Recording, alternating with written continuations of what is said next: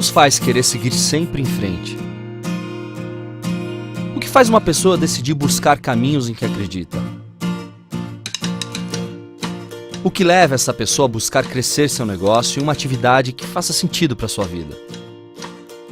Como saber quais são os seus dons, talentos e vocação?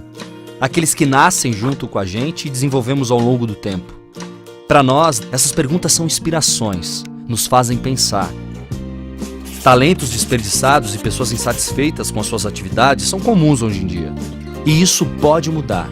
Acreditamos que existe uma forma de pensar e agir que faz com que as pessoas sejam mais felizes, realizando seus sonhos e projetos, construindo o seu futuro de um jeito muito melhor. Chamamos isso de empreendedorismo. Essa é a base do nosso trabalho. É no que a gente acredita. E é sobre isso que vamos falar aqui. O empreendedorismo passa por emoção, escolhas, descobertas, passa por se olhar, se perceber. Para falar sobre ele, vamos usar exemplos da natureza, até porque fazemos parte dela. Falaremos da vida como se ela fosse um jardim e nós os jardineiros. Hoje todos estão buscando colher frutos e mais frutos. Só que o importante não é só a quantidade, mas a qualidade e como eles são plantados. É justamente esse plantio que chamamos de empreendedorismo.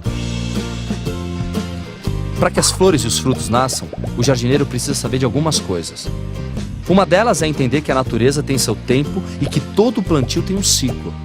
Às vezes, no desejo de produzir cada vez mais e mais rapidamente, o jardineiro acaba não observando os sinais do ambiente, não identificando as oportunidades de cultivar e ampliar o seu jardim.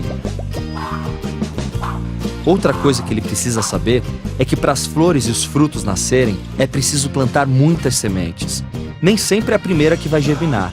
Por isso é importante ser persistente. Para plantar, o jardineiro precisa agir. E para agir, precisa acreditar no seu plantio e nas suas sementes. Precisa se sentir capaz e ver sentido em plantar. Ter forças para cultivar e fazer. Essa força nós chamamos de propósito. A união daquilo que se ama fazer com aquilo que emociona e nos mobiliza. A partir desse propósito, dessa força interior, o jardineiro começa a refletir sobre inúmeras possibilidades e oportunidades para plantar. E é nessa hora que surgem as dúvidas e os obstáculos. O que é melhor plantar? Qual a melhor semente? Será que eu devo plantar? E se não der certo o plantio?